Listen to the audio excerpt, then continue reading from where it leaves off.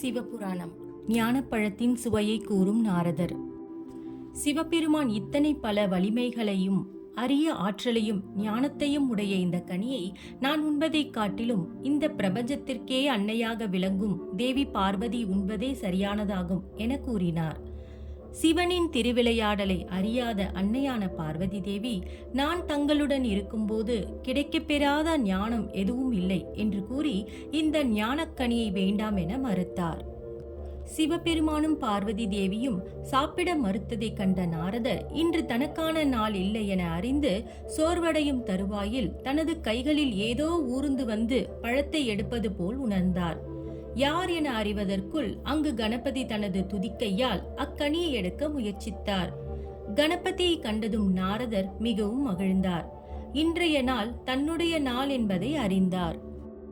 விநாயகர் நாரதர் கையில் இருந்த ஞானக்கனியை உண்ண விரும்பி அதை எடுக்கும் தருவாயில் நாரதர் கனியை எடுத்துக்கொண்டார். பின்பு கணபதியோ இந்த கனியானது மிகவும் சுவையுடன் இருக்குமா என்று கேட்டார். அதற்கு நாரதர், இது அறுசுவைகளையும் ஒருங்கே அமைய பெற்ற அற்புதமான கனியாகும். ஒருமுறை சுவைத்தால் அதன் சுவையானது நம்மை புதியதோர் உலகத்திற்கு அழைத்துச் செல்லும் என்றார். கணபதியோ, நீங்கள் இதுவரை இக்கனியை உண்ணவில்லை என்கிறீர்கள், ஆனால் அதன் சுவையை பற்றி எப்படி இவ்வளவு தெளிவாக கூறுகின்றீர்கள் என்று கேட்டார். கணபதியின் இக்கேள்வியை சற்றும் எதிர்பார்க்காத நாரதர் என்ன சொல்வது என சிந்தித்து பின்பு எனக்கு இக்கனியை கொடுத்த முனிவர் இதன் சுவையையும் பலனையும் கூறினார். அதை கொண்ட நான் தங்களுக்கு விடையளித்தேன் என்றார்.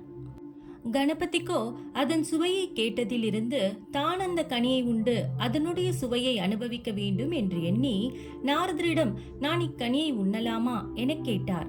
அதற்கு நாரதர், தாங்கள் தாராளமாக உண்ணலாமே என்று கனியை அவரிடம் கொடுக்க இருக்கும் தருவாயில் எனக்கும் இக்கனி வேண்டும் என்று இன்னொரு குரல் கேட்டது.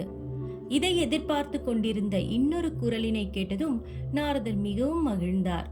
நாரதரின் அருகில் வந்த அந்த மற்றொரு குரலுக்கு உரியவரான முருகப்பெருமான் எனக்கும் இந்த கனி வேண்டும் என்று கேட்டார். திரிலோக சஞ்சாரியான நாரதர், இருப்பது ஒரே கனி, நான் எப்படி இருவருக்கும் கொடுப்பேன் என்றார். கணபதியோ அந்த கனியை இரு சம பிரிவுகளாக பிரித்து எனக்கும் என் தமையனுக்கும் கொடுங்கள் என்றார். இதை சற்றும் எதிர்பார்க்காத நாரதர், இக்கனியை ஒருவர் மட்டும் உண்டால்தான் நான் கூறிய அனைத்து பலன்களும் கிடைக்கும் என்று கூறினார். அதை கேட்டதும் விநாயகர், அப்படியானால் நானே மூத்தவன், ஆதலால் நானே இந்த கனியை உண்கிறேன் என்றார். ஆனால் முருகப்பெருமானோ, நானே செல்ல மகன், எனவே நான் தான் உண்ணுவேன் என இருவரும் போட்டி போட்டு கொண்டனர். இவர்களுக்கு இடையே நிகழ்ந்த போட்டியை கண்ட நாரதர், நான் யாருக்கு இக்கனியை கொடுக்க வேண்டும் என தெரியவில்லையே என்று புலம்பினார். பின்பு உமையவளான பார்வதி தேவியிடம் சென்று இதற்கு தாங்கள்தான் ஒரு தீர்வு அளிக்க வேண்டும் என்று கூறி நின்றார். பார்வதி தேவியோ, உனது பணியை இக்கேயும் தொடங்கிவிட்டாயா என்றார்.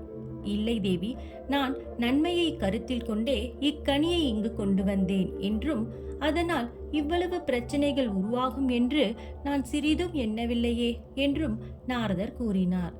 ஓம் நம சிவாய.